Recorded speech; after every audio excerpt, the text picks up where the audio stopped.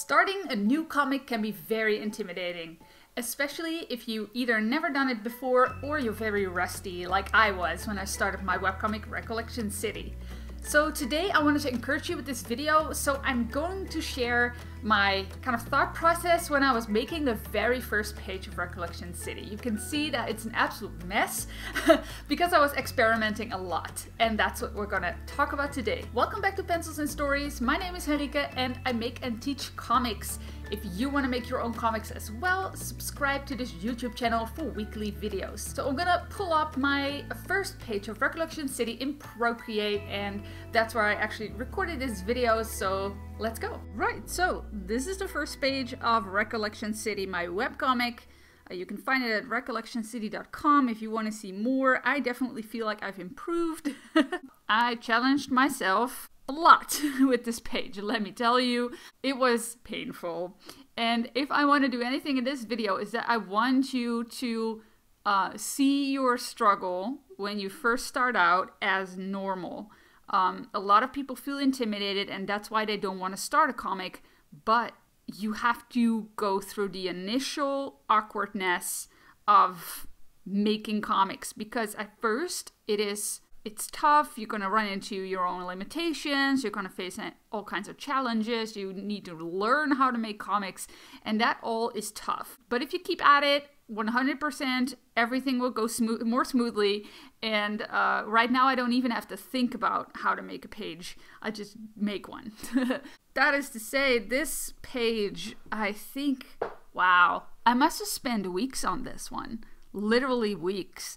I have a rule, and that is I don't do redos, because whenever you will redo a page, then in a few years, even that page is going to look old and you want to redo it again. Also, your art style might change a little, your skill is going to change, your comic will never, especially when it's a long comic, your comic is not going to look uniform completely. I think it's normal for any comic to have some kind of artistic evolution visible in it. I think that's one of the charms of comics as well. You see it in every single long-running series, and that's the same for you as well. You're gonna grow as an artist, you're gonna improve your artwork, and you're gonna make some new exciting choices, maybe in the way you draw your characters or the way you color. Just let it happen. Around page 20, I felt like the process was becoming a little bit more comfortable. But if you've been very intimidated and rusty like I was, then yeah, sure, the first page is definitely not going to be the easiest thing to do. Like, especially this panel. I was so intimidated by this panel. I walked away from it multiple times. I had doubts about myself when I made this. I was like, I can't do it. I'm not there yet. You know, all the doubts. But just, you know, keep struggling through it, I guess, and eventually you'll end up with something like this. This isn't my best page, but I still think it conveys the feeling that I wanted it to have. And then, like I said, I don't do redos. This page, though, is the first page of the comic, so I did do some redos on this one. Because what I had before was way more texture, like in the city here. Like, I would have a lot of bush texture, especially this panel. I remember this. I redid these two panels because these characters were going the wrong way. Like, it was unclear and it didn't flow nicely into the second page. Also in the second page, these characters are going to the right, so they should have been going to the right in the first place on this panel. So that's why I redid this. I went to CTNX in 2014. That's a kind of like an animation conference in LA, and I just brought this page and nothing else and asked literally everybody I ran into for feedback. For example, I had such thick lines. I was so concerned with having really clear lines in the front and then making the lines thinner in the back, so I had to tone that down a bit. So yeah, that was a very good experience that made this page improve, and because it is the first page of the comic and therefore it is the first impression, and also because my process was such a mess, and this was actually the ugliest page I've done in the entire batch of my prologue, I decided to make an exception and make small redos on this page. I would never redo the entire page. That goes against my rule of redoing pages I don't want to do that. So I touched it up, I improved it, but I didn't redo it. So let's dive into my layer palette. And this is where you can see that it was all experimenting. And this is definitely not how I work anymore. You can also see I have way too many layers. They're not grouped, they're not organized. I don't even know anymore what's going on here. It's been too long ago. I do remember it was incredibly painful. But let's dive in. Let's hide all of these. And then go here, because this is where it started. I think I did my thumbnails on paper. Yes, now that I remember it.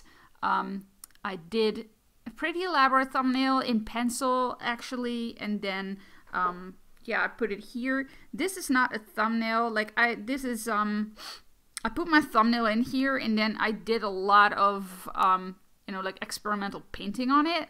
So you can still see, I still have an example of that. Like, for example, this. Like, I would do this a lot just to get a feeling of the atmosphere. And that's where this came from. That's why it looks so outlined. For example, there was just, these were the shapes from my thumbnail. So that's why it looks a little weird. But you can see, like, I approach every single panel differently because I was figuring out how to make this comic. The first page is going to be the most awkward one. You know, the second page is going to be easier, and then the page after that is going to be easier, and after that one is going to be easier. So it will get easier with the page, but the first one, it can be such a struggle to go through. Also, don't make it as complicated as I did. If you can, place the first page of your comic in an environment that you are more comfortable drawing, because you need to get a feeling for this. And you don't necessarily have to make it harder on yourself. And then the first panel, completely different. I actually put down a perspective grid first because perspective scares me. But this was less intimidating looking. I was like, okay, it's just a bunch of boxes. I can work with a bunch of boxes. So then I did my sketch on top of the grid. This was my first sketch. It was still pretty rough. Like, these areas will give you trouble later if you're gonna, like, this would seem like something you can ink over when you were at the skill that I was at that point. that would not work. In fact, at the beginning stages of Recollection City, I actually needed way more indication than this. What is this? This is another sketch of these panels. I had so much trouble with them. I actually made a mistake when I saved this file for Procreate. I flattened some layers, I see now. You can actually see the stuff I covered up after I finished the page and I went to CTNX. And then I wanted to touch on coloring real quick because I did this kind of like a painterly approach, I guess, of just filling these panels with a color and then having all kinds of gradients and stuff, you know, to kind of give it a variation. I was actually thinking about laying in color more like a digital painter, and then having some of that backlighting, like that back color, shine through. So that's why I use this base color layer. I actually don't do this anymore. I just flat, and I make sure that my flat color is what I want it to be. Because I don't want to be rendering too much. I don't want to put too many shadows and highlights and stuff in my comic than I necessarily would have been. So I really didn't want to render all of this stuff. So that's my page. So again, this is to show you that nobody draws comics perfectly out of the gate. It's an experiment. You're gonna change your process over the course of the first few pages a lot. This is also normal. Every now and then, I need to change up my process just to keep things fresh.